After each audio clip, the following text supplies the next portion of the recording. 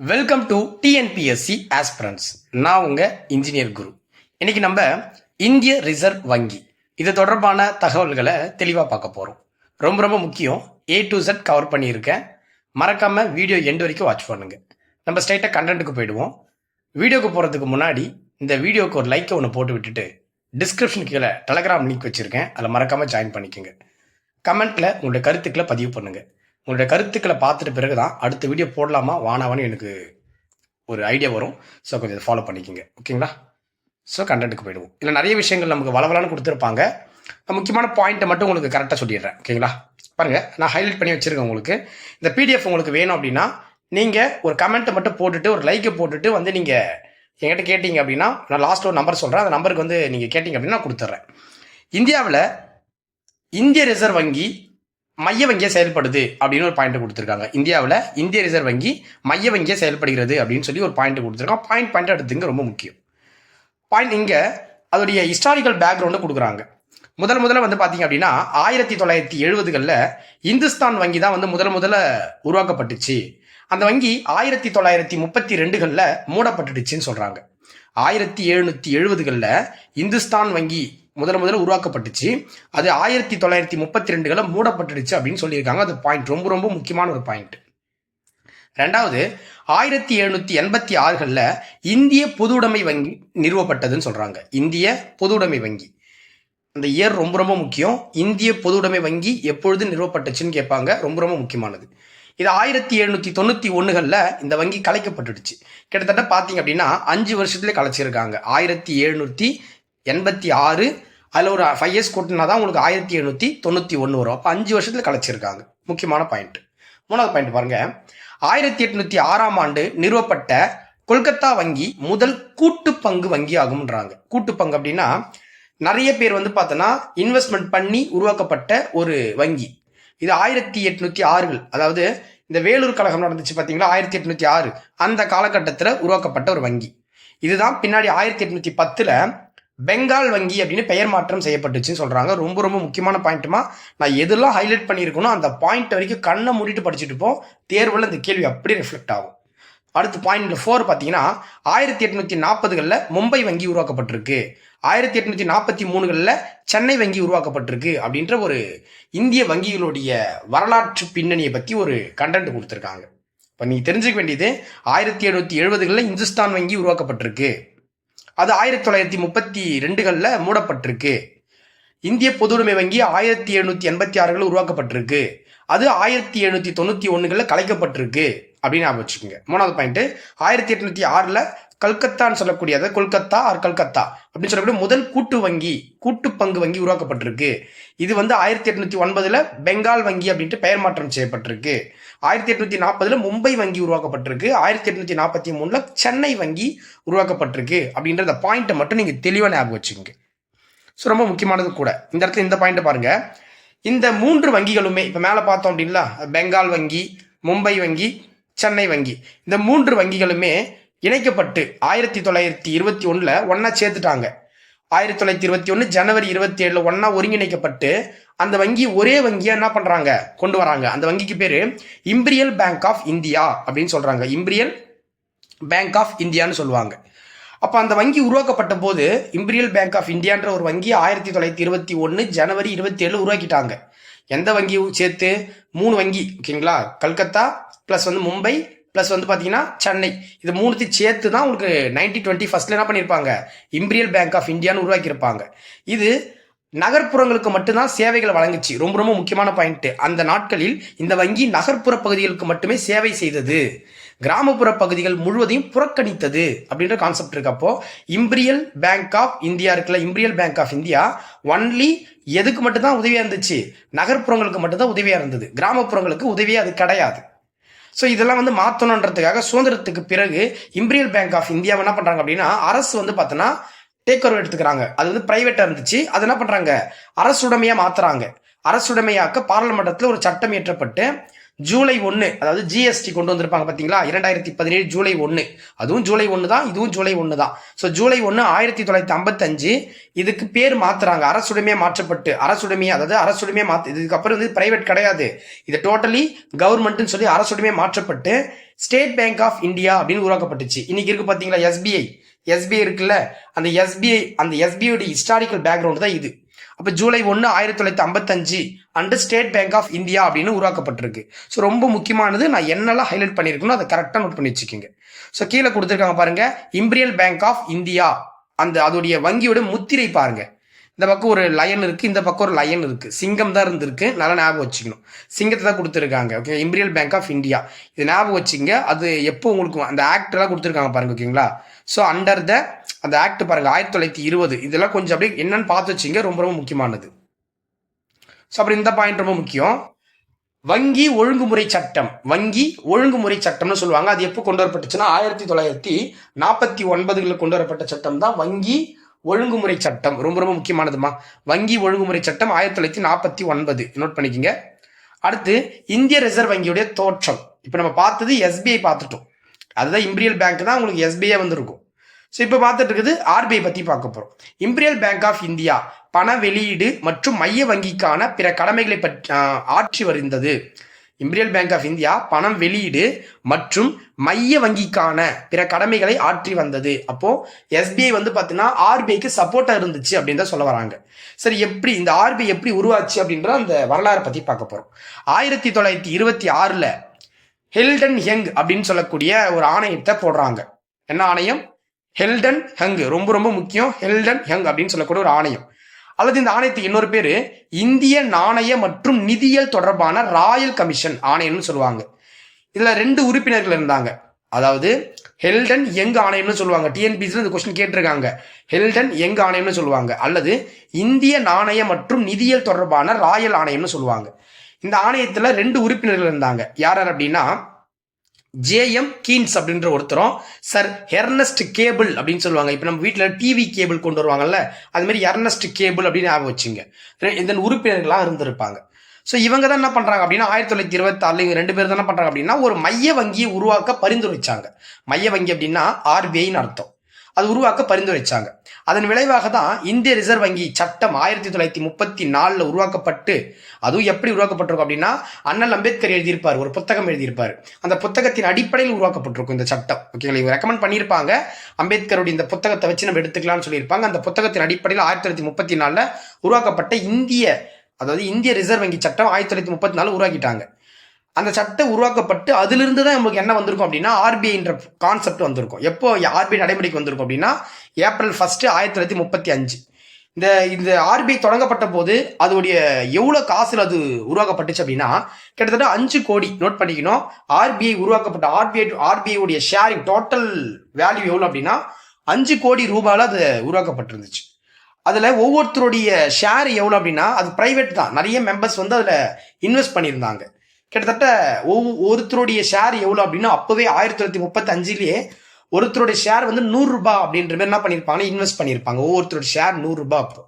அப்போ கிட்டத்தட்ட நிறைய பேர் இன்வெஸ்ட் பண்ணியிருந்தாங்க. டோட்டலாக அந்த ஆர்பிஐ உடைய ப்ராசஸ் உடைய வேல்யூ எவ்வளோ இருந்துச்சு அப்படின்னா 5 crores இருந்துச்சு. அப்போ ஒவ்வொருத்தருடைய இன்வெஸ்ட்மெண்ட்டும் 100 ரூபாய். அப்போவே 1935 100 ரூபாய். ஸோ அதை பார்த்து வச்சுங்க. இந்த டேபிள் நமக்கு வேண்டாம், கீழே இருக்கிறது பாருங்க. அப்போ அதில் செலுத்தப்பட்ட அவ்வளோ அமௌண்ட் கிட்டத்தட்ட 5 கோடி ரூபாய், ஒருத்தருடைய இன்வெஸ்ட்மெண்ட் 100 ரூபாய் அப்படின்னு எடுத்துக்கிட்டோம். இதை என்ன பண்ணிட்டாங்க அப்படின்னா மொத்தமே தனியார் பங்குகளாக தான் இருந்துச்சு. அது ஆர்பிஐ உருவாக்கப்பட்ட போது டோட்டலி அது வந்து பிரைவேட்டாக தான் இருந்துச்சு. டோட்டலி அது என்னவா இருந்தது? பிரைவேட்டாக இருந்துச்சு. அதுக்கப்புறம் என்ன பண்ணிட்டாங்க அப்படின்னா அது கவர்மெண்ட்டுக்கு மாற்றிடுவாங்க. அது நான் பின்னாடி சொல்கிறேன், இப்போ கவர்மெண்ட்டுக்கு மாற்றிருப்பான்னு சொல்கிறேன்.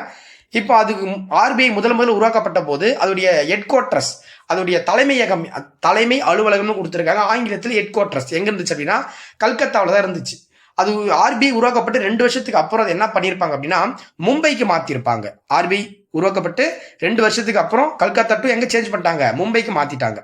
இந்த ரிப்போர்ட் பாருங்கம்மா, இங்க பாருங்க மேலே கொடுத்துருந்தாங்க பார்த்தீங்களா, இந்த Royal Commission on Indian Currency of Finance அப்படின்னு கொடுத்துருப்பாங்க. இதுக்கு இன்னொரு பேர் தான் ஹில்டன் யங் கமிஷன் சொல்லுவாங்க. இந்த ரிப்போர்ட் பார்த்துங்க, ரொம்ப ரொம்ப முக்கியமானது. அது ஒரு இமேஜாக கொடுத்துருக்காங்க, நீங்க கண்ணால் பாருங்க, அப்பதான் கரெக்டாக இருக்கும். ஸோ அதுக்கப்புறம் சுதந்திரம் அடைஞ்ச பிறகு இந்திய அரசாங்கம் ரிசர்வ் வங்கி பொது உரிமை மாற்றுதல் அப்படின்னு சொல்லுவாங்க. அந்த சட்டம் 1948, அதாவது ஆர்பிஐ பொது உரிமை மாற்றுதல் சட்டம் 1948 மூலமாக என்ன பண்ணியிருப்பாங்க அப்படின்னா, இந்த தனியார் பங்குதாரர்கள் இருந்தாங்க பார்த்தீங்களா, இன்வெஸ்ட் பண்ணிருப்பாங்க, 5 கோடி இன்வெஸ்ட் பண்ணியிருந்தாங்க, ஒவ்வொருத்தரும் 100 ரூபாய் இன்வெஸ்ட் பண்ணியிருப்பாங்க. அந்த தனியார் பங்குதாரர்களுக்கு என்ன பண்ண, சரியான இழப்பீடு காசு கொடுத்துட்டு 1949 ஜனவரி 1 இந்தியா என்ன பண்ணிட்டாங்க அப்படின்னா, இந்திய கவர்மெண்ட் ஆர்பிஐ என்ன பண்ணிட்டாங்க, பிரைவேட்டா இருந்து கவர்மெண்ட்டுக்கு நாட்டுரிமையை மாத்திட்டாங்க. அப்ப அரசுக்கு சொந்தமான வங்கியை மாத்திட்டாங்க. அப்ப மாத்தும் போது அந்த வங்கியில மொத்தமே 3 டிபார்ட்மெண்ட் தான் இருந்துச்சு, 3 துறைகள் மட்டும் தான் இருந்துச்சு. ரொம்ப ரொம்ப ரொம்ப முக்கியமான காட்டு ப்ளூ ஹைலைட் பண்ணியிருக்கேன் பாருங்க. அப்பொழுது இதில் 3 துறைகள் மட்டுமே இருந்தன. ஸோ அடுத்து இந்திய ரிசர்வ் வங்கி 1900, இப்போ 3 துறைகள் மட்டும் தான் இருந்துச்சு. இப்போ இது 1948 தான் பொது உரிமை மாற்றப்பட்டுச்சு. எங்கிருந்து, பிரைவேட்ல இருந்து கவர்மெண்ட்டுக்கு அது உரிமை மாற்றப்பட்டுச்சு. அப்ப மாற்றுற வரைக்கும், அது மாற்றுற வரைக்கும், கவர்மெண்ட்டுக்கு மாறுற வரைக்கும் 1947 வரைக்கும் இந்த ஆர்பிஐ இருக்கு பாத்தீங்களா, இது பர்மா நாட்டிற்கும் சரி, 1948 ஜூன் வரைக்கும் இது பாகிஸ்தான் நாட்டிற்கும் சரி மைய வங்கியா செயல்பட்டு வந்திருக்குன்னு சொல்றாங்க. மைய வங்கியா செயல்பட்டு வந்துச்சு அப்படின்னு சொல்றாங்க. ரொம்ப ரொம்ப முக்கியமானது. இந்த பாயிண்ட் ரொம்ப ரொம்ப முக்கியமானது. அப்போது இதில் 3 துறைகள் மட்டுமே இருந்தனன்றது ரொம்ப முக்கியமான பாயிண்ட். அதோடு மட்டும் இல்லாமல் இந்திய ரிசர்வ் வங்கி 1947 வரை பர்மா நாட்டிற்கும், ஜூன் 1948 வரை பாகிஸ்தான் நாட்டிற்கும் மைய வங்கியாக செயல்பட்டது அப்படின்றது ரொம்ப ரொம்ப முக்கியமான பாயிண்ட். நல்லா பாருங்க, இந்திய ரிசர்வ் வங்கி சின்னம். இப்போ நம்ம ஆர்பிஐ பார்த்துட்டு இருக்கோம்ல, இப்போ ஆர்பிஐ டெஸ்ட்டுக்கான பிடிஎஃப் நம்ம கொடுக்கல, டெஸ்ட்டுக்கான பிடிஎஃப் கொடுப்போம். நீங்க இந்த கிளாஸை பார்த்து முடிச்சுட்டு இந்த ஆர்பிஐ டெஸ்ட் போட்டு பாருங்க, பக்காவா உங்களுக்கு வந்து கிறிஸ்டல் கிளியரா புரியும். ஓகேங்களா, கிறிஸ்டல் கிளியரா புரியும். நீ பாருங்க, இந்த ஆர்பிஐ சின்னம் இருக்குல்ல, அது உள்ள என்ன சின்னம் இருக்குன்னா புலி இருக்கு, புலி கொடுத்துருக்காங்க. அதுக்கு பின்னாடி வந்து பாத்தீங்கன்னா ஈச்ச மரம் இருக்கு. நோட் பண்ணிச்சிங்க, இந்திய ரிசர்வ் வங்கி சின்னம் கேட்பாங்க, ஈச்ச மரம் இருக்கு. ரொம்ப ரொம்ப முக்கியமானது. நான் தம்ப்லைன்ல வச்சிருப்பேன், இது ரொம்ப முக்கியமான கொஸ்டின் கூடமா. அதே மாதிரி பாருங்க, உங்களுக்கு தெரியுமான கொஸ்டின் கொடுத்துருக்காங்க பாருங்க. இந்தியாவில் 1969ஆம் ஆண்டு 14 வங்கிகள் நாட்டுரிமையாக்கப்பட்டுச்சுன்னு கொடுத்துருப்பாங்க. ரொம்ப ரொம்ப முக்கியம். 14 வங்கிகள் நாட்டுரிமையாக்கப்பட்டுச்சு. 1980ல் 6 வங்கிகள் என்ன பண்ணியிருப்பாங்க, நாட்டுரிமையாக்கப்பட்டிருக்கோம். நபார்டோட விரிவாக்கம் கொடுத்துருப்பாங்க. ஸோ நபார்டோட விரிவாக்கம் கீழே இருக்கும், நமக்கு நம்ம பார்ப்போம். ஓகேங்களா. ஸோ இந்திய ரிசர்வ் வங்கியோடைய கட்டமைப்பை பற்றி கொடுத்துருக்காங்க. இந்திய ரிசர்வ் வங்கி ஒரு மத்திய தலைமையகம் மும்பையில் அமைஞ்சிருக்குன்னு சொல்றாங்க. இதோடைய மத்திய தலைமையகம் எங்க இருக்கா, மும்பையில் அமைஞ்சிருக்கா. இப்ப மேலே பார்த்தோம், நம்ம 1937 வரைக்கும் அதோடைய ஹெட் குவார்டர்ஸ் வந்து கல்கத்தாவில் இருந்திருக்கும். ஹெட் குவார்டர்ஸ் எங்க இருந்திருக்கும், கல்கத்தாவில் இருந்திருக்கும். அதுக்கப்புறம் என்ன பண்ணியிருப்பாங்க, மும்பைக்கு மாற்றிருப்பாங்க, இந்த சைட்ல இருந்திருக்கும். ஸோ அந்த பாயிண்ட் தான். இப்போ 2017 வரைக்கும் தான் நம்ம அப்டேட் பண்ணி கொடுத்துருக்காங்க. 2017ஆம் ஆண்டு முதல் இந்த மத்திய தலைமை அலுவலகத்தில் 33 துறைகள் கொண்டு வரப்பட்டிருக்குன்னு சொல்றாங்க. இப்போ முதல்ல ஆர்பிஐ வந்து பாத்தீங்கன்னா பிரைவேட்ல இருந்து கவர்மெண்ட்டுக்கு மாற்றும் போது 3 துறைகள் மட்டும் தான் இருந்துச்சு. இங்க இருக்கு பாருங்க, 3. அப்பொழுது இதில் 3 துறைகள் மட்டும் தான் இருந்துச்சு. ஆனா 2017 காலகட்டத்தில் பார்க்கும்போது இந்த மத்திய தலைமை அலுவலகம் அப்படின்னா ஹெட் குவார்டர்ஸ், ஆர்பிஐயோட ஹெட் குவார்டர்ஸ் தான் அப்படி சொல்றாங்க. அப்போ வந்து பாத்தீங்கன்னா 2017 பார்க்கும்போது 33 துறைகள் இருந்துச்சா. ரொம்ப ரொம்ப முக்கியமான பாயிண்ட். அதுக்கப்புறம் கிரீன் ஹைலைட் பண்ணிருக்கேன் பாருங்க, மும்பை, டெல்லி, கல்கத்தா மற்றும் சென்னை ஆகிய 4 மண்டல அலுவலகங்கள் துணைநிலை ஆளுநர்களின் தலைமையில் செயல்படும் வட்டார வாரியத்தின் கீழ் இயங்கி வருகிறது. இது அப்படியே ஒரு ஸ்டேட்மெண்ட்ல வைப்பாங்க, ஞாபகம் வச்சுங்க. மும்பை, டெல்லி, கல்கத்தா மற்றும் சென்னை ஆகிய 4 மண்டல அலுவலகங்கள் துணைநிலை ஆளுநர்கள், துணைநிலை ஆளுநர்கள் ஒரு ஆளுநர் இருப்பார், அவருக்கு கீழே ஒரு 4 துணைநிலை ஆளுநர்கள் இருப்பாங்க. அந்த துணைநிலை ஆளுநர்களுடைய தலைமையில் செயல்படும் வட்டார வாரியம், அதாவது ரீஜனல் போர்டு கீழே வந்து இயங்கி வருதான். இதெல்லாம் இந்த 4 மண்டல அலுவலகங்கள், மும்பை, டெல்லி, கல்கத்தா, சென்னைன்னு சொல்லக்கூடிய இந்த 4 ஜோனல் ஆபீசஸ், இது எல்லாமே துணைநிலை ஆளுநரின் தலைமையில் செயல்பட்டு வரக்கூடிய இந்த வட்டார வாரத்தின் கீழ் இயங்கி வருதுன்னு சொல்றாங்க. ரொம்ப ரொம்ப முக்கியமான பாயிண்ட், நோட் பண்ணிக்கிங்க. அடுத்த பாயிண்ட், 19 பிராந்திய அலுவலகங்கள், அதாவது ரீஜனல் ஆபீஸ்ன்னு சொல்லலாம். 11 துணை அலுவலகங்கள், அதாவது சப் ஆபீஸ்ன்னு சொல்லலாம். இதெல்லாம் ரிசர்வ் வங்கியின் கீழ் செயல்படுகின்றன அப்படின்னு சொல்லி 2017 டேட்டா, ரொம்ப ரொம்ப முக்கியமான டேட்டா. கடைசியாக தான் அப்டேட் பண்ணியிருக்காங்க, நோட் பண்ணிக்கோங்க. இப்போ இந்திய ரிசர்வ் வங்கி மத்திய இயக்குனர் வாரியத்தால், இந்திய ரிசர்வ் வங்கி மத்திய இயக்குனர் வாரியத்தால் நிறுவப்படுகின்றன. ரொம்ப ரொம்ப முக்கியமான பாயிண்ட்டுங்க, இது கேட்பாங்க. இந்திய ரிசர்வ் வங்கி சிம்பிளா கேட்டு போவாங்க. இந்திய ரிசர்வ் வங்கி டேஷால் நிர்வகிக்கப்படுகின்றன அப்படின்னு கேட்பாங்க. அதாவது மத்திய இயக்குனர் வாரியம்னு சொல்லுவாங்க, அதாவது சென்ட்ரல் டைரக்டர் ஆஃப் போர்டுன்னு அதனால் வந்து நிர்வகிக்கப்படுது. இந்த வாரியம் இருக்கு பாத்தீங்களா, இந்த வாரியத்துல 21 உறுப்பினர்கள் இருப்பாங்க அப்படின்னு சொல்றாங்க. 21 உறுப்பினர்கள் நியமிக்கப்படுவாங்க. அதில் அவர்கள் பின்வருமாறுன்னு சொல்லி கீழே உங்களுக்கு கொடுத்திருப்பாங்க. அதில் உள்ளவர்கள் பின்வருமாறுன்னு கொடுத்திருக்காங்க. ஒரு ஆளுநர் மற்றும் 4 துணைநிலை ஆளுநர்கள் 4 ஆண்டுகளுக்கு பதவி வகிக்கும் வகையில் நியமிக்கப்படுவாங்க. 1+4. அப்போ அவங்களுடைய காலகட்டம்ன்றது 4 இயர்ஸ், ஞாபகம் வச்சுக்கோங்க, 4 இயர்ஸ் இருப்பாங்க. பல்வேறு துறைகளில் இருந்து 10 இயக்குநர்கள் டைரக்டர்ஸ், நிறைய, அதாவது மோர் தென் டிபார்ட்மெண்ட்ல இருந்து ஒரு 10 டைரக்டர்ஸ் இயக்குநர்களை கொண்டு வர போறாங்க. அப்போ 2 அரசு அதிகாரிகள், 4 இயக்குநர்கள், அதாவது இயக்குநர்கள் அப்படின்னா வட்டார வாரியத்திலிருந்து ஒவ்வொருவரும். ஸோ 4 இயக்குநர்கள்லாம் இப்போ 4 வட்டார வாரியங்கள் இருக்கும். ஓகேங்களா, அந்த 4 வட்டார வாரியம் 4 பேர் இருப்பாங்க துறை ஆளுநர்கள். அவங்க 4 வட்டார வாரியங்கள் தலைமை தாங்கியிருப்பாங்க. அதிலிருந்து 4 பேர். அப்போ ஆக மொத்தம் 21 பேர் இதில் வந்துருவாங்கன்னு சொல்றாங்க. நீங்க கவுண்ட் பண்ணி பாருங்க, கரெக்டாக இருக்கும். ஓகேங்களா, 21 பேர் உங்களுக்கு கரெக்டாக கொடுத்துருப்பாங்க. ஸோ இந்திய ரிசர்வ் வங்கியுடைய பணிகள், இந்திய ரிசர்வ் வங்கியின் பணிகள் 3 தலைப்புகளாக தொகுக்கலாம். அப்படி நோட் பண்ணி வச்சுங்க. இந்திய ரிசர்வ் வங்கிகள், அந்த இந்திய ரிசர்வ் வங்கியுடைய பணிகள் கொடுத்துட்டு, ஆப்ஷன் ஏ தலைமை மற்றும் மேற்பார்வை பணிகள், ஆப்ஷன் பி பாரம்பரிய பணிகள், ஆப்ஷன் சி மேம்பாட்டு பணிகள், ஆப்ஷன் டி வேற எதுவும் கொடுத்து இல்ல பொருந்தாது ஒன்று கேட்கலாம். அப்படி கொஸ்டின்ஸ் கேட்க வாய்ப்பு இருக்கு. நோட் பண்ணிக்கங்க. இந்திய ரிசர்வ் வங்கியின் பணிகளை 3 தலைப்புகளாக தொகுக்கலாம் அப்படின்னு கொடுத்துருக்காங்க. ரொம்ப முக்கியமான ஒரு கண்டென்ட்டுமா. இந்த பணிகளை நம்ம கடைசியா பார்ப்போம். அதுக்கு முன்னாடி நம்ம நார்மல் டேட்டாஸை பார்த்துட்டு பணிகளுக்கு வந்துடும். ஓகேங்களா, இருக்கு பாருங்க. பணிகள் கொஞ்சம் விளக்கமா நம்ம பார்ப்போம். இந்த நார்மல் டேட்டாவை பார்த்துருவோம். இந்திய அரசு ஜூலை 15, 2010 அன்று ரூபாய் சின்னம், அதாவது ரூபாய் சின்னம் ருபீஸ்னு போட்டிருப்பாங்க, 80 இருந்து நம்ம இந்த ரூபாய் இருக்குல்ல, இந்த இப்போ பயன்படுத்தக்கூடிய இந்த ரூபாயாக மாற்றம் செய்தது அப்படின்னு சொல்றாங்க.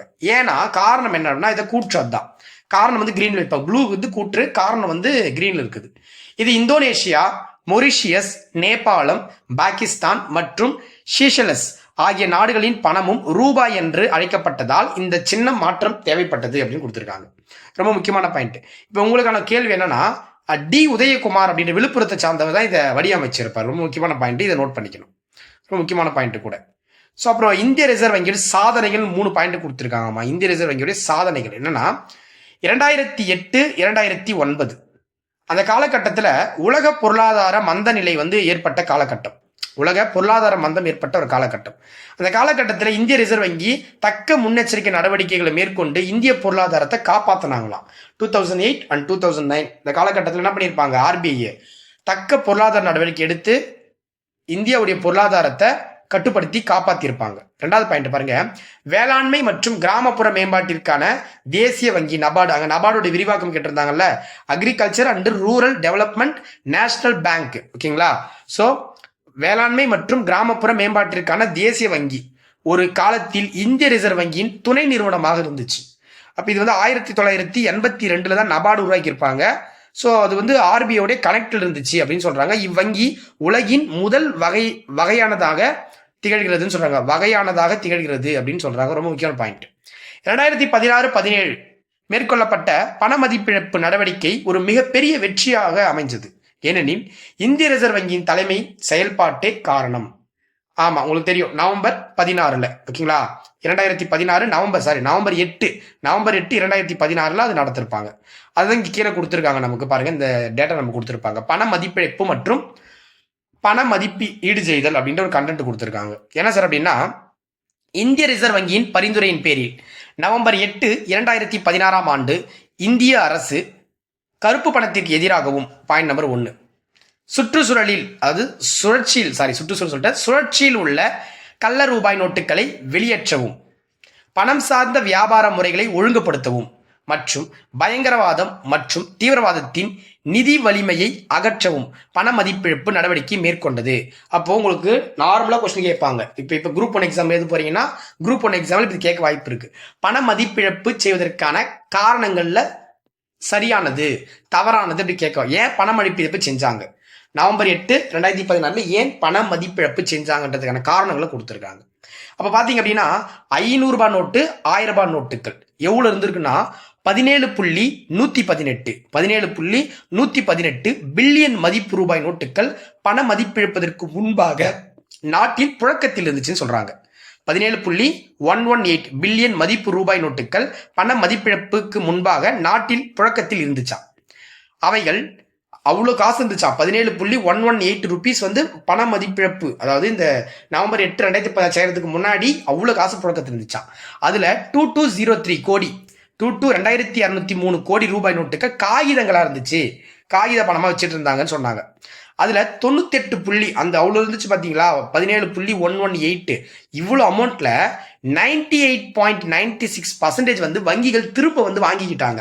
அதாவது 500 ரூபாய் நோட்டுகள் 1000 ரூபாய் நோட்டுகள் திரும்ப பெறப்பட்டுருச்சுன்னு சொல்றாங்க. 98.96 அமௌண்ட் வந்து ரிட்டர்ன் வாங்கிக்கிட்டாங்க.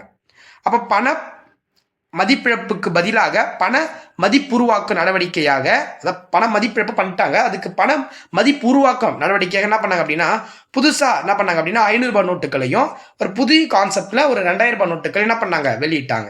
இப்போ இந்த 2000 ரூபாய் நோட்டுகள் செல்லாதுன்னு சொல்லிட்டு என்ன பண்ணிட்டாங்க, ரிட்டர்ன் வாங்கிட்டாங்க. அதை பத்தி நமக்கு அப்டேட் ஆகல. நம்ம இதை பார்ட் 2ல பார்ப்போம். இது பார்ட் 1 ஆர்பிஐ தான், பார்ட் 2ல நம்ம தெளிவாக பார்ப்போம். ஓகேங்களா? ஸோ இது வந்து பார்த்தீங்கன்னா நார்மல் டேட்டா. இப்போ அதோடைய பணிகள் மேலே கொடுத்துருப்பாங்க, நான் காட்டுருவாங்க. ஓகேங்களா? இது மேலே பார்த்ததுல அந்த பணிகள் ரொம்ப முக்கியமானது. இந்த பணிகளுக்கு இந்த தலைப்புகளை நீங்கள் படிச்சுக்கிட்டீங்கன்னாவே ரொம்ப பரிச்சயமானதாக இருக்கும். தலைப்புகள் தான் நமக்கு டிஎன்பிஎஸ்சி தேர்வுகளில் அதிகமாக கேட்ட வண்ணம் இருப்பாங்க. அப்போ இந்திய ரிசர்வ் வங்கியோடைய பணிகள் என்னென்ன சார் அப்படின்னு பார்த்தீங்க அப்படின்னா, தலைமை மற்றும் மேற்பார்வை 3 வகையாக பிரிக்கிறாங்க பணிகளை. தலைமை மற்றும் மேற்பார்வை பணிகள், தலைமை மற்றும் மேற்பார்வை பணிகள், பாரம்பரிய பணிகள் மற்றும் மேம்பாட்டு பணிகள் கொடுத்துருக்காங்க. இப்போ தலைமை மற்றும் மேற்பார்வை பணிகள் வச்சு நமக்கு கொடுத்துட்டு கீழே ஒவ்வொரு டாபிக் கொடுத்துருக்காங்க. ஃபர்ஸ்ட், உலக நிதி நிறுவனங்களில் இந்தியாவின் பிரதிநிதி.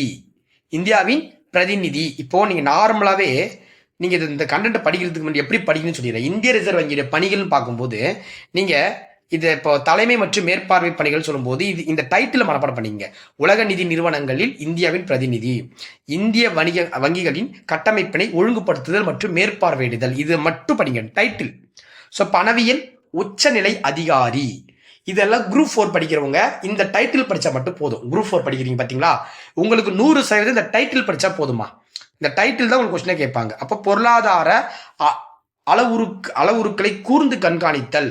ஸோ கண்காணித்தல் அப்படின்னு எடுத்துக்கலாம். ஓகேங்களா? அளவுருக்களை கூர்ந்து கண்காணித்தல். அப்புறம் அடுத்த 5 பேர் புதிய சவால்களுக்கு உடனடியாக பதிலளிப்பது. இதெல்லாம் டைட்டில்ஸ். இதெல்லாம் ஆர்பிஐடைய பணிகள், தலைமை மற்றும் மேற்பார்வை பணிகள். ஸோ இதை நீங்கள் நார்மலாக இப்படி படிச்சுக்கிட்டாலே போதும். பட் இதில் நான் ஹைலைட் பண்ண பாயிண்ட்ஸ் மட்டும் சொல்கிறேன், முக்கியமான பாயிண்ட். உலக நிதி நிறுவனங்களின் இந்தியாவின் பிரதிநிதி, அதாவது இந்திய ரிசர்வ் வங்கியானது வங்கியல் தீர்வு பேஸ் அப்படின்னு சொல்லுவாங்க. ஓகேவா? பேஸ் அப்படின்னு எடுத்துக்கலாம், பேசல் அப்படின்னு எடுத்துக்கலாம். இது பிசிபிஎஸ், இது சுவிட்சர்லாந்தில் இருக்கு. இந்த இந்திய ரிசர்வ் வங்கியானது வங்கியல் தீர்வு பேசல் குழுவுடன் 1997ஆம் ஆண்டு முதல் இணைந்து செயல்பட்டு வருகிறது. அப்ப கேட்பாங்க பிசிபிஎஸ் இந்த இருக்கக்கூடிய இந்த அமைப்பு சுவிட்சர்லாந்தில் இருக்கு. இந்த அமைப்புடன் ஆர்பிஐ எப்போ இணைந்து செயல்பட்டு வருது அப்படின்னு கேட்பாங்க, நோட் பண்ணிக்கணும். அதே மாதிரி ஐபிஆர்டி, பன்னாட்டு மறுசீரமைப்பு மற்றும் மேம்பாட்டு வங்கி, ஐபிஆர்டி, இதை தான் பின்னாடி என்ன சொல்லிட்டாங்க அப்படின்னா உலக வங்கின்னு பேர் மாத்திருப்பாங்க. இந்த வங்கி தான் இது. பிளஸ் ஐஎம்எஃப், ஓகே, பன்னாட்டு நாணய நிதியத்தில் டிசம்பர் 27, 1945 முதல் இந்திய அரசின் பிரதிநிதியாக இந்திய ரிசர்வ் வங்கி இருந்து வருகிறது. இந்திய அரசுடைய ஒரு உறுப்பினராக ஆர்பிஐ வந்து இந்த அமைப்புல இருந்துட்டு வராங்க. எதுல? உலக வங்கிலையும் ஐஎம்எஃப்லையும். நோட் பண்ணிக்கணும். இதுதான் உலக நிதி நிறுவனங்களில் இந்தியாவின் பிரதிநிதியாக ஆர்பிஐ இருக்காங்க. அப்ப அது உங்களுக்கு பணியா இருக்கு. அடுத்து பாருங்க, இந்திய வங்கிகளின் கட்டமைப்பினை ஒழுங்குபடுத்துதல் மற்றும் மேற்பார்வையிடுதல். அப்ப இந்திய ரிசர்வ் வங்கி சட்டம் 1934 மற்றும் வணிக வங்கிகளின் ஒழுங்குமுறை சட்டம் 1949 ஆகியவற்றின் கீழ் வணிக வங்கிகளுக்கு உரிமம் வழங்குதல். அதாவது கமர்ஷியல் பேங்க் இருக்கு பாத்தீங்களா, அந்த கமர்ஷியல் பேங்க்குக்கு லைசன்ஸ் கொடுப்பாங்க. அந்த பேங்குகள் வந்து கட்டுப்படுத்துவாங்க, அந்த பேங்குகளை மேற்பார்வையிடுவாங்க போன்ற அதிகாரங்கள் எல்லாமே யாருக்கிட்ட இருக்கு அப்படின்னா ஆர்பிஐ கிட்ட தான் இருக்கு. அதைத்தான் அவங்க சொல்ல வராங்க. அடுத்து பாருங்க, பணவியல் உச்சநிலை அதிகாரியாக ஆர்பிஐ செயல்படுறாங்க. பணவியல் உச்சநிலை அதிகாரியாக. இப்போ இந்த பணவியல் கொள்கை மானிட்டரி பாலிசின்னு சொல்லுவாங்க. இந்த மானிட்டரி பாலிசியை வெளியிடக்கூடியது யாரு அப்படின்னா ஆர்பிஐ தான். அதனாலதான் பணவியல் உச்சநிலை அதிகாரி.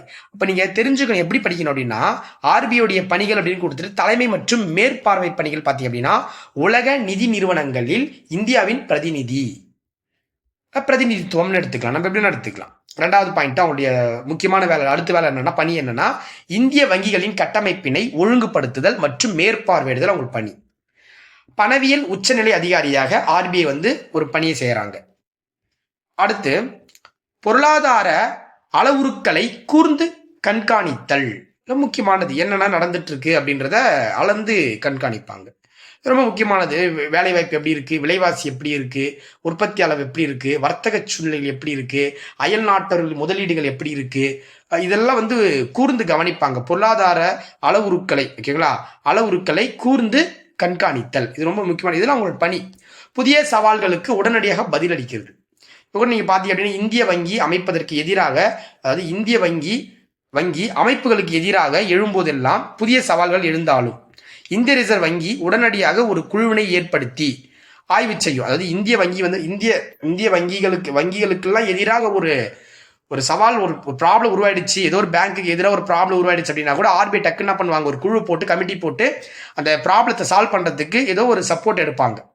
அப்படிதான் வந்து 2010 கோபால் கிருஷ்ணன் குழு ஒரு குழுவை போட்டாங்க. என்ன டாபிக் அப்படின்னா தகவல் பாதுகாப்பு மின்னணு வங்கி அப்படின்ற அந்த தலைப்பின் கீழ் ஆராய 2010 ஏப்ரல்ல வந்து குழு போட்டிருப்பாங்க. அந்த குழு ஞாபகம் வச்சு ரொம்ப ரொம்ப முக்கியமானது. கேட்க 100% வாய்ப்பு இருக்கக்கூடிய ஒரு கேள்விமா. கோபால் கிருஷ்ணன் குழு தகவல் பாதுகாப்பு மின்னணு வங்கி. இப்ப நம்ம பார்த்தது மொத்தம் 5 இருக்கு. என்னன்னா தலைமை மற்றும் மேற்பார்வை குழுக்களுக்கு நம்ம எவ்வளவு கொடுத்திருக்காங்க, 5 கொடுத்திருக்காங்க. சரி, நீங்க அப்படியே பாரம்பரிய பணிகள், பாரம்பரியம் அப்படின்னா பாரம்பரியமா இவங்க தான் அந்த பணிகளை பண்ணிட்டு வருவாங்க, அதை கொடுத்துருக்கீங்க. படிச்சு பாருங்க. இந்த பிடிஎஃப் வந்து நான் உங்களுக்கு கொடுக்குறேன், ஓகேங்களா. நீங்க பிடிஎஃப் உங்களுக்கு வேணும் அப்படின்னா இந்த பிடிஎஃப் இப்போ நான் உங்களுக்கு கஷ்டப்பட்டு இதை எடுத்து கொடுக்குறேன்ல, உங்களுக்காக வந்து ஹைலைட் பண்ணி எல்லாமே பண்ணி கரெக்டாக உங்களுக்கு கொடுக்குறேன். இதனால எனக்கு எந்த ஒரு பெனிஃபிட்டும் கிடையாது. ஸோ எனக்கு நீங்க ஒரு லைக்கை போட்டுட்டு உங்க நண்பர்களுக்கு இதை ஷேர் பண்ணீங்க அப்படின்னா எனக்கு ஒரு சந்தோஷம். ஸோ நீங்கள் ஒரு கமெண்ட்டை போடுங்க. கமெண்ட் போட்டுட்டு அந்த கமெண்ட்டை நான் பார்க்குறேன். நீங்கள் ஒரு கமெண்ட் போடுங்க, வீடியோ எப்படி இருந்துச்சுன்னு கமெண்ட்டை போட்டுட்டு அந்த பிடிஎஃப் என்கிட்ட கேளுங்க. நான் ஒரு நம்பர் சொல்கிறேன், அந்த நம்பருக்கு வந்து நீங்கள் மெசேஜ் பண்ணுங்கள், பிடிஎஃப் உங்களுக்கு கொடுக்குறேன், ஓகேங்களா. பாரம்பரிய பணிகள். அரசின் வங்கியர் மற்றும் நிதி ஆலோசகராக செயல்படுது. அது பேங்க்குக்கெல்லாம் கவர்மெண்ட் பேங்க்னு சொல்லுவாங்க. அரசின் வங்கியர் இவர் நிதி ஆலோசகராக செயல்படுவார். இந்திய ரிசர்வ் வங்கி மத்திய மற்றும் மாநில அரசுகளின் கணக்கில் இருக்கக்கூடிய அந்த பணத்தை, அதாவது எடுக்கக்கூடியது, அது பணம் எவ்வளவு வந்திருக்கு எல்லாத்தையுமே வந்து இவங்க தான் வந்து நிர்வகிப்பாங்க. எவ்வளவு கடன் வாங்குறாங்க எல்லாத்தையுமே. அப்போ வங்கிகளின் வங்கியே செயல்படுவாங்க. கவர்மெண்ட் பேங்க்னு எடுத்துக்கலாம் ஆர்பிஐ. மற்றும் நிதி ஆலோசகராக செயல்படுதல் அப்படின்றது இது ஒரு உங்களோட பாரம்பரிய பணியா இருக்கும். இப்படி கேட்பாங்கம்மா, கீழ்கண்டவற்றுள் ஆர்பிஐ உடைய பாரம்பரிய பணிகளில் பொருந்தாதது அப்படின்னு கேட்டாங்கன்னா நீங்க மேல பாத்தீங்களா, அது வந்து பாத்தீங்கன்னா இந்த 5மே வந்து பாத்தீங்கன்னா தலைமை மற்றும் மேற்பார்வை பணிகள்ல வரும் 5. இது பாரம்பரிய பணிகள் இது வரும். அப்படி இப்படி கொஸ்டின்ஸ் கேட்பாங்க, நீ கரெக்டாக பார்த்து பண்ணிக்கோங்க, ஓகேங்களா. ரூபாய் நோட்டுகளை அச்சிட்டு வெளியிடுதல் முற்றுரிமை அப்படின்னு கொடுத்துருக்காங்க. அச்சிடுவதில் முற்றுரிமை அப்படின்ட்டு. அதாவது 1 ரூபாய் நோட்டுகளை தவிர, 1 ரூபாய் நோட்டு இருக்கு பார்த்தீங்களா, அதை தவிர அனைத்து ரூபாய் நோட்டுகளையும் அச்சிடுவதற்கு மற்றும் வெளியிடுவதற்கும் இந்தியாவில் முழு அதிகாரம் பெற்ற ஒரு அமைப்பு அப்படின்னா அது ஆர்பிஐ தான். அது ரொம்ப முக்கியமானது. நல்ல தரமான ரூபாய் நோட்டுகளை அச்சிட்டு பொதுமக்களுக்கு தாராளமாக கிடைப்பதை உறுதி செய்வது இந்திய ரிசர்வ் வங்கியுடைய கடமை, அவங்களோட டியூட்டி. இது பயன்படுத்த இயலாத ரூபாய் நோட்டுகளை, இப்போ இது கிழிஞ்சு போச்சு, அந்த பயன்படுத்த இயலாத நோட்டுகள் மற்றும் நாணயங்களை பெற்றுக்கொண்டு மாற்றி தரும். இப்படி போய் நீங்க பேங்க்குக்கு போனீங்கன்னு வச்சு, எந்த பேங்க், ஆர்பிஐன்னு கிடையாது, எந்த பேங்க்குக்கு போனாலுமே அந்த பேங்க்ல போயிட்டு நீங்க மாத்திக்கலாம், ஓகேங்களா, மாத்திக்க முடியும். அதை நீங்க இங்க சொல்ல வராங்க. 1 ரூபாய் நோட்டு மற்றும் அனைத்து நாணயங்களையும் 1 ரூபி, அதாவது 1 ரூபாய் நோட்டு பட் எல்லா காயின்ஸுமே, அனைத்து காயின்களுமே நிதி அமைச்சகம் தான் தயாரித்து வெளியிடுது. அப்போ 1 ரூபாய் நோட்டை தவிர்த்திருக்கக்கூடிய அனைத்து நோட்டுகளுமே ஆர்பிஐ அச்சிடிக்கிறாங்க. ஆனால் 1 ரூபாய் நோட்டு மற்றும் அனைத்து காயின்ஸுமே நாணயங்களையுமே அச்சிடக்கூடிய அமைப்பை யார் இருக்காங்க, ஃபினான்ஸ் மினிஸ்ட்ரி இருக்காங்க, அதாவது நிதி அமைச்சகம் தயாரித்து வெளியிடுறாங்க. இதுல ரூபாய் நோட்டுகள் வந்து பாத்தீங்கன்னா பொதுவாகவே நாசிக், தேவாஸ், சால்போனி, மைசூர் மற்றும் ஹாங்காபா அப்படின்னு சொல்லுவாங்க, ஓகேங்களா. ஹாங்காபா ஆகிய 5 இடங்கள் அச்சிடப்படுகிறது. அப்போ நோட் பண்ணீங்க. இப்போ நீங்கள் ஒரு 10th புக் இருக்கு, இப்போ 9th புக்கில் ஆர்பிஐ பற்றி கொடுத்துருப்பாங்க உங்களுக்கு. அதில் 4 இடங்கள் தான் கொடுத்துருப்பாங்க. பட் இது வந்து இது வந்து புது புக்கு, அப்டேட் ஆன புக்கு. ஸோ இந்த புத்தகத்தில் உங்களுக்கு 5 இடம் கொடுத்துருக்காங்க. அப்போது ரூபாய் நோட்டுகள் நாசிக், தேவாஸ், சால்போனி, மைசூர் மற்றும் ஹாங்காபா. ஸோ இந்த 5 இடங்கள்ல அச்சிருக்கிறாங்க. அப்போ பாருங்க, இது கூட்டல் வச்சு கேட்க வாய்ப்பு இருக்கு நமக்கு. இந்தியாவிற்கு வெளியில் ரூபாய் நோட்டுகள் அச்சிடப்படவில்லை அப்படின்றது 100% ஒரு பாயிண்ட் நோட். நான் உங்களுக்கு கரெக்டாக பாயிண்ட் ஹைலைட் பண்ணி கொடுத்துருக்கேன். நான் கொடுத்துருக்க பாயிண்ட்ஸை மட்டும் நீங்கள் எடுத்து கரெக்டாக படிச்சுக்கோங்க. நான் கொடுத்துருக்க பாயிண்ட்ஸ் மட்டும் எடுத்து கரெக்டாக படிச்சிங்க அப்படின்னா இதை தாண்டி உங்களுக்கு வந்து கேள்விகள் கேட்க வாய்ப்பே கம்மி தான். இந்தியாவிற்கு வெளியில் ரூபாய் நோட்டுகள் அச்சிடப்படுவது கிடையாதுமா, நோட் பண்ணிக்கணும். அப்போ வங்கிகளின் வங்கியாக செயல்படுது ஆர்பிஐ. வந்து பார்த்தீங்கன்னா வங்கியெல்லாம் இருக்குது பார்த்தீங்கன்னா, நிறைய பேங்க்ஸ் இருக்குது நமக்கு, நிறைய இப்போ நமக்கு எஸ்பிஐ இருக்குது, ப்ளஸ் வந்து பார்த்தீங்கன்னா இந்தியன் பேங்க் இருக்குது, அப்புறம் கரூர் வைஸ்யா பேங்க் இருக்குது, ப்ளஸ் வந்து பார்த்தீங்கன்னா ஹெச்டி பேங்க் இருக்குது, நிறைய பேங்க் இருக்குமா. பேர் சொல்ல நிறைய பேங்க், டிஎம்பின்னு ஒரு பேங்க் இருக்கு, நிறைய பேங்க் இருக்கு. அப்போ இந்த பேங்குகள்லாம் பேங்காக செயல்படுது. ஸோ அது முக்கியமானது, படிச்சு பாருங்க, உங்களுக்கு கரெக்டாக புரிஞ்சிடும். அடுத்தது கடன் மற்றும் பணப்புழக்கத்தின் கட்டுப்பாடாளர். இப்போ பணம் எவ்வளோ பணம் வந்து புழக்கத்தில் இருக்கணும், எவ்வளோ வந்து கடன் இருக்கணும். இப்போ கடன் வந்து இப்போ நாட்டின் கடன் பணம் மற்றும் ரூபாய் புழக்கத்தின் அளவை கட்டுப்படுத்துவது. இப்போ கூட வந்து நம்ம விஜய் வந்து வெள்ளை அறிக்கை விட்டுருந்தாரு, தமிழ்நாட்டில் இருக்கக்கூடிய ஒவ்வொருத்தர் மேலும் இவ்வளோ கடன் இருக்கு அப்படின்னு சொல்லியிருப்பாங்க. அப்போ இந்த கடன் மற்றும் பணப்புழக்கத்தின் கட்டுப்பாட்டாளர் யார் அப்படின்னா ஆர்பிஐ செயல்படுறாங்க. இது நோட் பண்ணிக்கிங்க, 4 பாயிண்ட் ஆயிடுச்சு. ஸோ இப்போ இந்த 4 பாயிண்ட்டுமே வந்து பார்த்தீங்க அப்படின்னா பொதுவாகவே நமக்கு எதில் வருது அப்படின்னா இந்த பாரம்பரிய பணிகளில் வரக்கூடிய ஒரு கேட்டகரியில் வருது. இப்போ அதில் இந்த கடன் வழங்குவதில் டாபிக் பார்த்தீங்கன்னா கடன் மற்றும் பணப்புழக்கத்தின் கட்டுப்பாடல்கள், அதில் இந்த கேட்டகரிக்குள்ளே உங்களுக்கு கொஞ்சம் வருது. கடன் அளவை கட்டுப்படுத்தும் வழிமுறைகள். இப்போ எந்தெந்த வழிமுறைகளை கடன் அளவை வந்து பார்த்தீங்கன்னா ஆர்பிஐ கட்டுப்படுத்துறாங்க அப்படின்னா இவற்றில் இந்த 3 நடவடிக்கைகள் தான் வந்து பார்த்தோன்னா ரொம்ப முக்கியமானது. 3. இப்போ வங்கி விகித கொள்கை, வங்கி விகித பேங்க் ரேஷியோன்னு சொல்லுவாங்க. அதாவது பேங்க் ரேட்டுன்னு எடுத்துக்கலாம். பேங்க் ரேட் ரொம்ப இதை நீ ரொம்ப டெப்த்தாக படிக்காதீங்க, இந்த டைட்டில் மட்டும் படிச்சுக்கோங்க. டைட்டில் தான் உங்களுக்கு கொஸ்டினாக கேட்பாங்க, வேற வாய்ப்பே கிடையாது. இது வரைக்கும் நான் நிறைய குரூப் கொஸ்டின் பேப்பர் அனலைஸ் பண்ணி பார்த்த வரைக்கும் இந்த டைட்டில் தான் கொஸ்டினாக கேட்பாங்க, இந்த கண்டென்ட் கேட்க மாட்டாங்க. டைட்டில் தான். அப்போ பேங்க் ரேட்டுன்னு வாங்க, ஆங்கிலத்தில் கூட சைன் நோட் பண்ணிக்கங்க. பேங்க் ரேட் பாலிசி இது வந்து பார்த்தீங்கன்னா கடன் அளவை கட்டுப்படுத்த ஆர்பிஐ ஃபாலோ பண்ணக்கூடிய ஒரு பெஸ்ட் மெத்தட். 2வது ரொக்க இருப்பு விகிதம்னு சொல்லுவாங்க. ரொக்க இருப்பு விகிதம் ரொம்ப ரொம்ப முக்கியம். அதாவது என்னன்னா இப்போ ஒரு பேங்க் வந்து பார்த்தீங்கன்னா ஒரு பேங்க் ஆரம்பிக்க போறாங்க அப்படின்னா அந்த பேங்க் முன்னாடி என்ன பண்ணுவாங்க, ஒரு காசு எடுத்துட்டு போயிட்டு ஆர்பிஐல ஒரு டெபாசிட் பண்ணி வைப்பாங்க. அதை பத்தி சொல்லக்கூடியது. அடுத்தது சட்ட நீதி, அதாவது சட்ட ரீதியான நீர்மைத்தன்மை விகிதம்னு சொல்லுவாங்க. அது ஸ்டாச்சுனரி, இப்போ நீர்மைத்தன்மை விகிதம். ஸோ இந்த விகிதம் கூட நம்ம எடுத்துக்கலாம். இந்த 3 விகிதம் நோட் பண்ணிக்கிங்க. ப்ளஸ் வந்து திறந்த சந்தை செயல்பாடுகள். இந்த 4 கொஸ்டின், இந்த 4 பாயிண்ட்டையும் நீ நோட் பண்ணிக்கிங்க. இது 4மே இது வரைக்கும் டிஎன்பிசி எக்ஸாம்ல பல டைம் கேட்டிருக்காங்க. அதாவது கடன் அளவை கட்டுப்படுத்தும் வழிமுறைகள் அப்படின்னு சொல்லி இந்த நிறைய டைம் கேட்டிருக்காங்க. நீ வேணா எடுத்து பாருங்க, கொஸ்டின் எடுத்து பாருங்க. குரு சார் சொல்ற கொஸ்டின் அப்படியே ரிஃப்ளெக்ட் ஆயிருக்கும். கண்டிப்பா 100% கேள்வி இருக்கும். ஓகேங்களா, நீங்க போய் செக் பண்ணி பாருங்க. ஓகேங்களா, வங்கி விகித கொள்கை, அப்போ பேங்க் ரேட் ஒரு ஃபர்ஸ்ட் கண்டிஷன். 2வது ரொப்ப இருப்பு விகிதம் 2வது கண்டிஷன். 3வது சட்ட ரீதியான நீர்மைத்தன்மை விகிதம். அப்படியே மனப்பாடம் பண்ணிக்கோ, அது என்னன்னு கூட பார்க்காது, அந்த டைட்டில் மட்டும் அப்படியே மனப்பாடம் பண்ணிக்கோ, ரொம்ப முக்கியமானது. திறந்த சந்தை செயல்பாடுகள், திறந்த சந்தை செயல்பாடுகள். இது இந்த 4 விஷயமே வந்து பார்த்தீங்கன்னா உங்களுக்கு வந்து பார்த்தீங்கன்னா கடன் அளவை கட்டுப்படுத்த பயன்படுத்தக்கூடியதா இருக்குமா பாருங்க. ஓகேங்களா, கடன் அளவை கட்டுப்படுத்தும் வழிமுறைகள் இது 4மே அங்க 3 கொடுத்திருப்பாங்க நமக்கு. பட் இவற்றில் முதல் 3 நடவடிக்கைகளின் அதிகரிப்பு நாட்டில் மொத்த பண சுழற்சி குறைக்கும் அப்படின்னு கொடுத்திருக்காங்க. இதுல 3, இந்த ஃபர்ஸ்ட் 3 சொல்றாங்க பத்தி 4 கொடுத்திருக்காங்க. இவற்றில் அந்த முதல் 3 நடவடிக்கைகளின் அதிகரிப்பு நாட்டின் மொத்த பண சுழற்சி அளவை குறைக்குதான். அப்ப இதுதான் கட்டுப்படுத்தணும் அப்படின்னு சொல்லியிருப்பாங்க. அப்போ கடன் தரத்தை கட்டுப்படுத்தும் வழிமுறைகள், கடன் தரத்தை எப்படிலாம் கட்டுப்படுத்தலாம் அப்படின்னு சொல்லி இங்க கொடுத்திருக்காங்க. பட் கடன் தரத்தை கட்டுப்படுத்தும் வழிமுறைகள் இருந்து அவ்வளவு கொஸ்டின்ஸ் கேட்டது கிடையாது. பட் கடன் இப்போ அந்த இதுதான் எப்படி கட்டுப்படுத்தணும் அப்படின்றது தான் இங்க, இதுதான் கொஸ்டின் உங்களுக்கு. அப்போ பேங்க் ரேட்டு, ரெப்போ விகிதம், அப்போ சட்ட நீர்மைத்தன்மை விகிதம், திறந்த சந்தை செயல்பாடுகள், இது மட்டும் படிச்சுங்க போதுமானது. அப்போ அடுத்து இறுதி நிலை கடன் ஈவோன். இப்போ நான் டெஸ்ட்ல கூட இந்த கொஸ்டின் வச்சிருக்கேன், நீ போய் பாருங்க. இப்போ இது ஆர்பிஐ கண்டென்ட்டா பார்த்துட்டு இருக்கோம், கிளாஸ் பார்த்துட்டு இருக்கோம், ஆர்பிஐ கிளாஸ் இது. இப்போ டெஸ்ட் அடுத்த வீடியோ உங்களுக்கு ஆர்பிஐ வந்தாலும் வரும், ஏன்னா ஓகேங்களா ஆர்பிஐ வந்தாலும் வரும். ஸோ அப்போ ஆர்பிஐ வரும்போது நீ போய் பாருங்க, இறுதி நிலை கடன் ஈவோன் அப்படின்ற ஒரு கூட்டில் வச்சிருப்பேன். அப்போ என்னன்னா ஒரு பேங்க் வந்து பார்த்தோன்னா இப்போ எக்ஸாம்பிளுக்கு நம்ம கரூர் வைஸ்யா பேங்க் எடுத்துப்போம். அந்த கரூர் வைஸ்யா பேங்க் திவால் ஆயிடுச்சு, காசே இல்லாமல் திவால் ஆயிடுச்சு, பேங்க் கொள்ளையடிச்சிட்டு போயிட்டாங்க யாருன்னா. அப்போ காசே இல்லதுல, அப்போ அந்த இறுதி நிலையில் அந்த தவிக்கக்கூடிய அந்த பேங்குக்கு ஆர்பிஐ காசு கொடுத்து உதவி செய்வாங்க. அதாவது இறுதி நிலை கடன் ஈவோன் ஆர்பிஐ தான் அப்படின்னு சொல்லுவாங்க. அது ஒரு பேர் இருக்கு. தீர்வக அமைப்பு சேவைகள் சொல்றாங்க, ரொம்ப ரொம்ப முக்கியமான தீர்வக அமைப்பு சேவைகள் வந்து கண்டிப்பாக கொஸ்டின் கேட்பாங்க. அது நீங்க பாருங்க, இந்த அதுவும் நான் ஹைலைட் பண்ணியிருக்க பாயிண்ட் மட்டும் நீங்க பார்த்துங்க, ரொம்ப முக்கியமானது.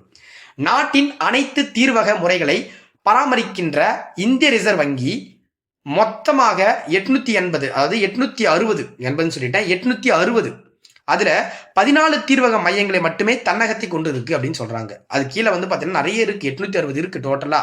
ஓகேங்களா, 860 இருக்கு. ஓகேங்களா, சோ அதுல நாட்டின் அனைத்து நிர்வாக முறைகளை பராமரிக்கின்ற இந்திய ரிசர்வ் வங்கி மொத்தம் 860, அதுல 14 தீர்வக மையங்களை மட்டுமே தன்னகத்தை கொண்டு இருக்கு. இப்ப பாரத் ஸ்டேட் வங்கி எஸ்பிஐ இருக்கு பாத்தீங்களா, அது 840 தீர்வகங்களையும் தேசியமயமாக்கப்பட்ட வங்கிகள் மூலம் 6 தீர்வகங்களையும் நடத்துகிறது. இது அப்படியே மனப்பாடம் பண்ணிக்கிங்கம்மா, ரொம்ப ரொம்ப ரொம்ப முக்கியம். இந்த வாட்டி இந்த கேள்விகள் கேட்க வாய்ப்பு இருக்கு, ரொம்ப ரொம்ப ஒரு முக்கியமானது கூட. ஓகேங்களா, இப்போ கூட ஆர்பிஐக்கு ஒரு சாதனை கிடைச்சிருந்துச்சு. ஓகே, சாரதி அப்படின்ற ஒரு சாஃப்ட்வேர், பிரகத்தா அப்படின்ற ஒரு சாஃப்ட்வேரை பயன்படுத்தி சாதனை விருதெல்லாம் கொடுத்துருந்தாங்க. அடுத்து முக்கிய பாருங்க, இந்த அந்நிய செலவாணி இருப்புகளின் பாதுகாவலன், அதாவது அந்நிய செலவாணி மேலாண்மை சட்டம் 1999. இதனுடைய விதிகளை அமுல்படுத்துதல் மற்றும் அந்நிய செலவாணி பரிமாற்றத்தை கட்டுப்படுத்துதல் போன்ற பணிகளை இது செய்கிறது அப்படின்னு சொல்றாங்க. முக்கியமானது, அதாவது அந்நிய செலவாணியத்தின் பாதுகாவலனாக ஆர்பிஐ இருக்காங்க. அப்ப இந்தியாவில் அந்நிய செலவாணி சந்தையை செழுமைப்படுத்துவது, பராமரிப்பது இந்திய ரிசர்வ் வங்கியுடைய மற்றொரு கடமைன்றாங்க. அப்ப அந்நிய செலவாணியம்னா என்ன சொல்ற அப்படின்னா, அந்த வெளிநாட்டுல இருந்து இன்வெஸ்ட் பண்ணுவாங்க பாத்தீங்களா, அதுதான் இங்க சொல்ல வராங்க. ஓகேங்களா, அந்த பாயிண்ட் நீங்க பாத்துங்க. அப்புறம் இது அந்நிய செலவாணி இருப்புகளின் பாதுகாவலர். 8வது பாயிண்ட்டுங்க, அந்நிய செலவாணி விகிதத்தின் பராமரிப்பு.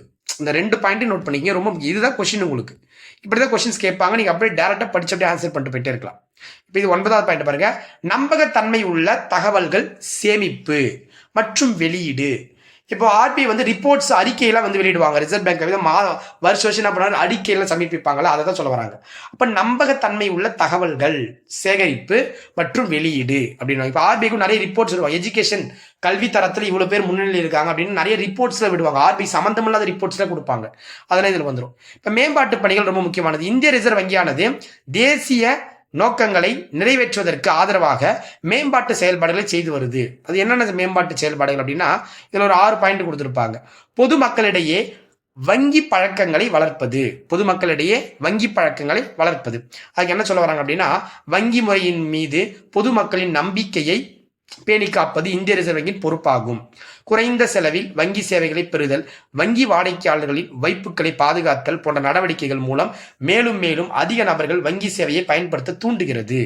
வங்கி சேவைகளை வங்கிகள் இல்லாத பகுதிகளுக்கும் பிராந்தியங்களுக்கும் விரிவுபடுத்துவதற்கான நடவடிக்கைகளை அது மேற்கொள்கிறது. இதெல்லாம் நீங்க படிச்சு பாருங்க. ஓகேங்களா, படிச்சு பாருங்க. நான் படிச்சு பார்த்தேன்னா டைம் தான் வீணாகும். ஸோ இதெல்லாம் உங்களுக்கு படிச்சு பார்த்தா ஆன்சர் பண்ண முடியும். இப்போ வந்து நான் ஒரு கண்டென்ட் எடுத்துக்கிட்டு அதையே 3 மணி நேரம் ஓட்டுறதுக்கும் எனக்கு தெரியும். பட் அது உங்களுடைய நேரம் வந்து விரயமாகும். மற்ற அகாடமி பண்றவே நான் பண்ண மாட்டேன். ஒரே கண்டென்ட் எடுத்து 1 மணி நேரம் ஒண்ணுமே இல்லாத விஷயத்த 3 மணி நேரம் பேசுவாங்க. அதுக்கு எனக்கு டைம் கிடையாது. நான் என்ன சொல்றேனோ அதை மட்டும் படிச்சுக்கிங்க. நமக்கு ரொம்ப நாட்கள் கிடையாது. டார்கெட் ஃபர்ஸ்ட் டே கவுன்சிலிங்ல 400 கேண்டிடேட்ஸ் நிற்கணும்.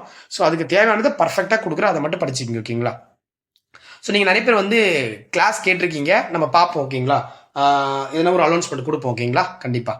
ஸோ ரொம்ப கம்மியான அமௌண்ட்ல தான் பண்ணுவோம். ஓகேங்களா, குறைந்த தீர்வு நடவடிக்கைகள். அது குறைந்த தீர்வு நடவடிக்கைகள் அப்படின்னா, இந்திய ரிசர்வ் வங்கி 20 வங்கி குறைதீர்ப்பு ஆணையர்களை, வங்கி வந்து 20 வங்கி குறைதீர்ப்பு ஆணையர்களை 20 மாநில தலைநகரங்களில் 2017 வரை நியமித்திருக்குன்னு சொல்றாங்க. அது ஒன்றும் கிடையாது. இந்திய ரிசர்வ் வங்கி வந்து பார்த்தீங்கன்னா குறை தீர்ப்பாளர் திட்டத்தை 1995 உருவாக்கி இருப்பாங்க. அப்போ குறை தீர்ப்பு நடவடிக்கைகள் அப்படின்னா கிட்டத்தட்ட 20 மாநிலங்களோட தலைநகரங்கள்ல வந்து என்ன பண்ணிப்பாங்க, இந்திய ரிசர்வ் வங்கி குறை தீர்ப்பு ஆணையர்களை நியமிச்சிருக்காங்க அப்படின்னு சொல்றாங்க. அப்போ வேளாண்மை வளர்ச்சி இந்த நபார்டு பத்தி தான். ஓகேங்களா, அப்போ வேளாண்மை வளர்ச்சி அப்படின்றது இவங்களுடைய மேம்பாட்டு பணிகளில் வரக்கூடியதா இருக்கும். அடுத்து சிறிய அளவிலான தொழில் துறைகளை ஊக்குவித்தல். அங்கே அக்ரிகல்ச்சர் வருது, இண்டஸ்ட்ரீஸ்ல வருது. இப்போ குறு சிறு நடுத்தர தொழில் நிறுவனங்களை முன்னுரிமை துறைகள் சேர்க்கிறது. ஓகே, முன்னுரிமை துறைகளில் சேர்க்கப்பட்டுள்ளது. அனைத்து அட்டறைப்பட்ட வங்கிகளும் தனித்தனியே சிறப்பு கிளைகளை தொடங்கி சிறு தொழில் நிறுவனங்கள் வளர்ச்சிக்கு நிதி உதவி செய்ய வேண்டும். எனவே இது வந்து வழிவகை செய்து அப்படின்னு கொடுத்துருக்காங்க. படிச்சு பாருங்க, உங்களுக்கு ஆன்சர் பண்ண முடியும். அப்ப சிறிய அளவிலான தொழிற்சாலைகளை ஊக்குவிக்கிறது, இந்த டைட்டில் தான் உங்களுக்கு கேள்வி. அப்ப 5வது வெளிநாட்டு வர்த்தகத்தை மேம்படுத்துதல். எஸ், ஏற்றுமதி எல்லாம் இருக்குல்ல, அந்த வெளிநாட்டு ட்ரேடு வந்து டெவலப் பண்ணணும். அடுத்தது கூட்டுறவுத்துறையினை ஆதரித்தல். இந்த டைட்டில்ஸ் எல்லாம் அப்படியே படிச்சு வச்சுக்கோங்கம்மா. இந்த டைட்டில்ஸ்லாம் ரொம்ப முக்கியமானது ஒரு தலைப்பும் கூட. ஸோ லாஸ்ட்ல பயிற்சி கொடுத்துருக்காங்க. பயிற்சி உங்களால் ஆன்சர் பண்ண முடியும் பாருங்க. அதாவது பயிற்சி கொஸ்டின் அப்படியே நம்மளே ஆன்சர் பண்ணிடுவோம். 2 நிமிஷம். நம்ம வந்து பென்சிலே யூஸ் பண்ணல அப்படின்னு நினைப்பீங்க, நம்ம கொடுத்துடலாம். ரூபாய் நோட்டுகளை வெளியிடுவதற்கு எந்த வங்கிக்கு அதிகாரம் உள்ளது அப்படின்னா, ரூபாய் நோட்டுகள் சொல்லிட்டாங்க. யாருக்கு தான் அதிகார பவர் இருக்கு அப்படின்னா, மைய வங்கிக்கு தான் அந்த பவர் இருக்குமா.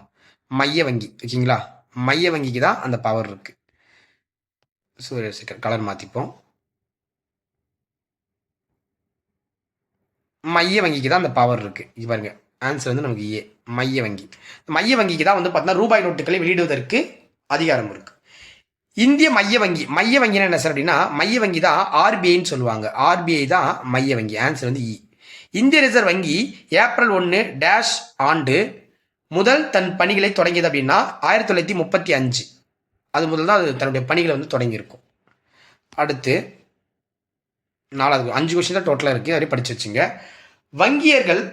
வங்கியர்கள்னா நம்ம தான் பேங்கர்ஸ். வங்கியர்கள் பணத்தை கையாள்வதற்கு மட்டுமல்ல, டேஷுக்கு வழிகாட்டுபவர்களாக இருக்கிறார்கள் சொல்றாங்க. வங்கியர்கள்லாம் பேங்க்ல பேங்க்ல வேலை செய்கிறவங்க அல்ல பேங்க் நிறுவனம்னு எடுத்துக்கலாம். நம்ம வங்கியர்கள் பணத்தை கையாள்வதற்கு மட்டுமல்ல டேஷுக்கு வழிகாட்டுபவர்களாக இருக்காங்கன்னா பொருளாதார வளர்ச்சிக்கு வழிகாட்டுபவர்களாக இருப்பாங்க. பொருளாதார வளர்ச்சிக்கு வழிகாட்டுபவர்களாக இருப்பாங்க. ஆன்சர் வந்து இதுக்கு ஏ. ஸோ லாஸ்ட் கொஸ்டின் பாருங்க. கீழ்கண்ட வற்றில் எது மைய வங்கியின் பணி அல்லன்னு கேட்டிருக்காங்க. எது வந்து மைய வங்கியோட பணி கிடையாது அப்படின்னா பொதுமக்களுடன் தொடர்பு கொள்ளுதல். பொதுமக்களுடன் தொடர்பு கொள்ளுதல் அவங்களுடைய பணி கிடையாதுமா. ஒரு நாட்டின் வங்கி அமைப்புகளுக்கு வழிகாட்டுதல் மற்றும் அந்த வங்கி அமைப்புகள் முறைகளை ஒழுங்குபடுத்துதல், அதை எடுத்துக்கலாம். ஆன்சர் சி பாருங்க. அரசாங்க வங்கியாளராக நடத்தல், மற்ற வங்கிகளின் வைப்பு கணக்குகளை பராமரித்தல், இதெல்லாம் எடுத்துக்கலாம். ஸோ ரொம்ப முக்கியமானது ஆன்சர் வந்து பொதுமக்களுடன் தொடர்பு கொள்ளுதல் கிடையாது. இங்கே ஆன்சர் கீழே இருக்கு, நீங்க பார்த்துங்க, ஒரு தடவை வெரிஃபை பண்ணிக்கோங்க. நான் கொடுத்த ஆன்சர் கரெக்டாக தான் இருக்கும். நீங்கள் ஒன்ஸ் ஆன்சர் வெரிஃபை பண்ணிங்க. இதில் ரொம்ப முக்கியமானது ஆர்பிஐ இப்போ பார்ட் 1 தான் நம்ம முடிச்சிருக்கோம். பார்ட் 1 தான் கம்ப்ளீட் பண்ணியிருக்கேன். இன்னும் பார்ட் 2 வந்து பார்த்தீங்கன்னா 9th புக்லையும். ஸோ ப்ளஸ் கொஞ்சம் அவுட் சோர்ஸ் வந்து பார்த்தீங்கன்னா ரமேஷ் சென் அப்படி சிங் இருக்கிற ரமேஷ் சிங். ஸோ ரமேஷ் புத்தகத்திலேருந்து நமக்கு கொஞ்சம் அவுட் சோர்ஸ் இருக்குது ஆர்பிஐ.